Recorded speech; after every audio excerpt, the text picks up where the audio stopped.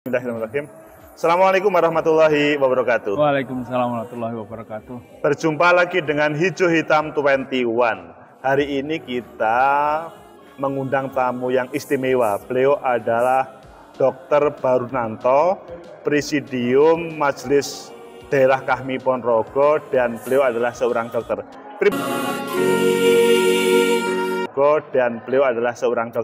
Pripun kabarnya Pak Baru? Alhamdulillah. Menyenangkan. Jadi Pak Baru ini adalah presidium. Bagaimana kalau kita berbicara puasa menurut kedokteran? Nah, Pak Baru monggo. Nah. Jadi kalau kita bicara puasa, kalau bicara tentang wajib ya, Bapak, sesuatu yang diwajibkan seolah memberatkan kan itu. Oh, betul. Tapi sebenarnya itu refleksi cintanya Allah pada hambanya. Kenapa dikatakan cinta? Coba kita renungkan Mas Agus. Kalau kita bekerja apapun, kira-kira nggak libur gitu gimana rasanya? Ya? Seandainya tidak libur. Iya. Oh ya berat sekali Pak Baru. Nah, jadi puasa itu sebenarnya jadi bentuk agar kita itu peduli pada pencernaan kita. Oh, subhanallah, agar peduli terhadap pencernaan. Memang tubuh kita butuh diperhatikan. Jadi coba kita renungkan, makanan yang masuk dalam tubuh kita itu mengaktifkan pencernaan kita minimal itu 6 jam. Satu hari atau gimana? Sekali makan itu akan mengaktifkan sistem pencernaan kita 6 jam. Itu kalau yang kita makan itu hanya tepung. Yang sederhana. Iya, karena pokoknya jenang sungsum lah kemana gitu. Tapi kita kan makannya kan nggak sekedar itu. Ada lauknya, ada proteinnya. Dan itu biasanya kurang lebih berangsur menjadi kurang lebih 8 jam. Subhanallah. Jadi kalau kita itu makan 3 kali, maka sama dengan 8 kali 3, 24 jam. Belum lagi kalau kita rapat, itu mesti ada lagi. Ada makanan kecil-kecil itu. Jadi sebetulnya pada dasarnya tubuh kita itu butuh lebih banyak istirahat kalau begitu. Bukan butuh istirahat, tapi memberi kesempatan bagi pencernaan kita itu ada namanya proses regenerasi. Artinya agar sel-sel lapisan pencernaan kita akan melakukan regenerasi penggantian ya, supaya kita menjadi kualitasnya menjadi lebih baik lagi. Lebih segar lagi lah gampangannya. Begitu. Tapi gini Pak Baru, kutiba alaikumusiyam itu kok hanya pada waktu bulan Ramadan ya? Mengapa misalkan tidak setiap bulan ada waktu ya? Kalau kita kan kalau bekerja kan 1 minggu sekali libur. Ini mengapa 1 tahun sekali Pak Baru? Nah, oleh karena itu kalau nggak salah ada hadis Nabi. Kalau orang itu tahu makna fungsi puasa dengan baik, maka dia ingin setahun itu puasa malahan. Oh subhanallah. Jadi kalau paham, oleh karena itu diberi kesempatan ada puasa sunnah Senin Kamis. Jadi itu bermanfaat besar kalau begitu. Syukur ada puasa putih 3 hari bulan. Ayamul Bait. 13, 14, 15. Kalau itu kurang, puasa Daud, sehari puasa, sehari tidak. Sebetulnya puasa Daud itu bukan menjadi masalah terhadap kesehatan kita kalau begitu. Insya Allah begitu. Begitulah. Jadi pada esensinya tubuh kita butuh istirahat. Bahasanya atau gimana? Jadi rata-rata kalau kita alhamdulillah di negeri tropis ini kita puasa itu kurang lebih kan 13-14 jam. Berarti kalau dikurangi 8 itu ada kesempatan 5-6 jam pencernaan kita istirahat. Nah, istirahat inilah memberikan kesempatan untuk membangun regenerasi atau melakukan istilahnya itu penyegaran, pemulihan kalau kita itu libur tadi lah supaya menjadi segar lagi gitu. Nah, itu. Tapi ini Pak Dokter, kadang-kadang ada para umat muslim yang takut berpuasa kalau nanti kena mah. Gimana itu, Pak Dokter? Jadi penyakit mah itu ada yang namanya levelnya ya. Ada yang istilahnya yang fungsional sebenarnya. Nah, ini mungkin ilustrasi yang sederhana. Kalau kita punya toko, tahap tertentu kan ada mendatangkan barang. Ya. Nah, barang itu perlu dibongkar oleh pekerja-pekerja. Nggih. Maka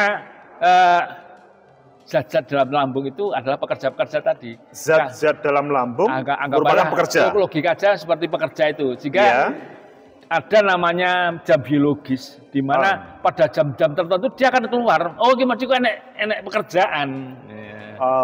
Sehingga kalau inilah pentingnya, salah satu yang pentingnya dalam syariat itu niat menjadi penting. Niat. Memang berbeda antara ketika seseorang berniat berpuasa dengan tidak berniat berpuasa tapi tidak makan, itu berbeda? Beda. Oh, bagaimana ceritanya? Jadi dengan niat itu seperti instruksi pada sistem saraf pusat kita. Hei, sistem saraf pusat kita, tolong diatur bahwa ada perubahan pasokan. Dalam puasa nanti ada pasokannya jam sekian dan jam sekian. Nah, cuma instruksi tadi ternyata itu bisa hilang atau bisa terlupakan gara-gara tidur. Tidur itu akan menghilangkan instruksi yang istilahnya kan kalau kita selesai tarawih ini kan biasanya kan mari kita niatkan puasa untuk besok. Nah, ini sebenarnya kan instruksi kan pada pusat, tapi begitu kita tidur seolah-olah hilang itu instruksi. Oleh karena itu Allah memberikan informasi lewat Rasulullah ada keberkahan dalam sahur. Oh, subhanallah. Jadi sahur itu merupakan menyegarkan instruksi tadi agar menjadi paham bahwa besok itu ada perubahan pasokan, walaupun sekedar minum air putih.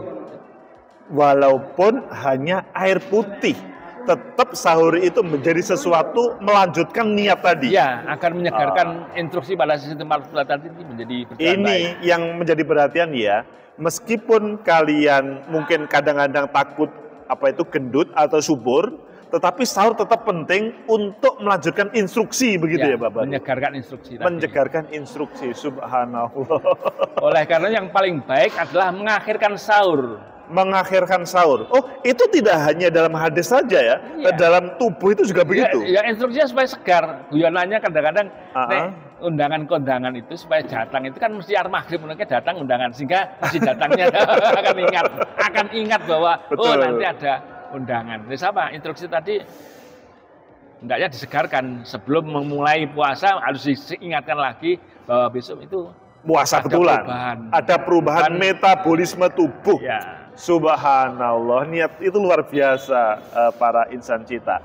Ini pertanyaan terakhir sebelum closing statement, yaitu ada disunahkan pada waktu siang hari itu bukan disunahkan sih, naumu lis-shaimi ibadatun, bahwa tidurnya orang berpuasa itu ibadah. Apakah ini juga ada hubungannya dengan kesehatan, Pak Dokter?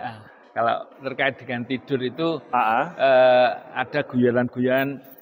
Kalau kita makan tempe itu ada kriwian-kriwian kecil-kecil gitu. Oke, nggih. Kalau makan yang kecil-kecil kan rasanya nikmat tapi kan bukan yang pokok. Walaupun tidur itu ibadah, namun akan lebih baik lagi kalau tidak tidur. Tapi lebih baik aktivitas yang bermanfaat akan lebih baik lagi. Kalian harus perhatian ya, kalau memang bisa beraktivitas mengapa harus tidur? Ya. Tapi tidur itu kriwian tempe-tempe, gogokan. Ya gogokan aja. Nah, namun memang 6 sampai 8 jam pasca makan, itu kadar gula kita itu turun. Nah, sehingga di saat itu lemes, ngantuk, terpicu. Sehingga waktu duhur biasanya ya itulah kan kita lihat kalau di masjid itu kan akan kita lihat banyak para jamaah itu pasca salat duhur gelitaan menikmati ya, karena memang saat itu memang lemes itu dan enggak nyaman. Dan mengartikan secara tekstual naumu lis-shaimi ibadatun. Wah. Kalau ingin apalagi pada jam-jam seperti ini, maka aktivitas ringan untuk mengambil cadangan makanan. Ya tadi saya ilustrasikan sebagaimana tadi toko, kita itu punya gudang. Kalau yang di outlet itu habis, kita ngambil di gudang, mendatangkan. Ya di gudang itu, Pak Dokter. Harusnya mengambil di gudang itu. Betul. Jadi seperti kita itu kalau di kulit kita masih bisa dikira jiwit, berarti kan cadangan makanan kita kan masih banyak. Itu. Oh, ini cadangan makanan? Di otot dan di lemak itu kan cadangan makanan. Kalian punya nggak cadangan makanan? Nah. Jadi kalau waktu siang hari, ketika dalam kondisi berpuasa, cadangan makanan diambil gitu ya? Nah, cuma ada prosedurnya. Oh, ada prosedurnya? Oh, iya. Tidak bagian gudang biasanya kalau itu harus ada surat persetujuan untuk bisa ngambil. Ada penjaga yang harus ada persetujuan. Iya. Apa persetujuannya itu Pak Baru? Aktivitas. Oh, jadi aktivitas otot yang ringan-ringan itu akan memudahkan pengambilan cadangan makanan kita. Jadi jangan terus dibuat berlemas-lemas gitu. Penjaga gudang strength bahwa harus ada aktivitas untuk mengambil. Ya. Tuh. Ini sudah pengantar berbuka puasa pada hari ini Pak Baru. Closing statement supaya kita berbuka lebih nikmat. Silakan Pak Dokter Baru. Ya, jadi puasa tadi kuncinya syaratnya adalah niat. Itu merupakan kunci agar aktivitas tubuh kita baik, agar lebih siap untuk menyiapkan perubahan aktivitas tubuh kita. Yang kedua, yang tidak kalah pentingnya adalah sahur, agar instruksi tadi menjadi segar, karena di akhir sahur itulah mengakhirkan sahur. Kemudian dalam aktivitas hendaknya kita semangat, gembira, jadi optimis, tidak sekedar malah ngelentruk. Nah, ngelentruk tambah akan sulit mengambil cadangan makanan. Oh. Dan yang terakhir menyegerakan berbuka. Ya. Karena ya namanya berlibur itu kan harus disegarkan, tapi tidak boleh balas dendam. Oh, tidak boleh balas dendam karena siang meh jatai gaene ditumpuk neng sore lah, itu enggak. Sebagaimana kita kalau barusan masuk sekolah bekerja itu kalau diberi beban pekerjaan yang berat kan ya sambat. Langsung bahaya. Sambatnya adalah pencernaan kita mungkin protes dalam bentuk mungkin sakit, tidak nyaman menurut kita. Baik. Itu kira-kira moga-moga puasa kita benar-benar akhirnya kita akan menjadi mutakin apa yang goalnya puasa. Mutakin itu adalah memelihara. Tafsirnya Hamka itu memelihara. Nah, bagaimana memelihara pencernaan kita agar lebih baik lagi. Alhamdulillah. Kesehatan kita. Maka takwa memelihara kesehatan tubuh kita, sumu taksihu. Terima kasih Pak Dr. Barunanto, luar biasa pencerahan terkait sebagai pengantar berbuka pada sore hari ini. Semoga bermanfaat. Like, subscribe, comment, and share. Sampai jumpa.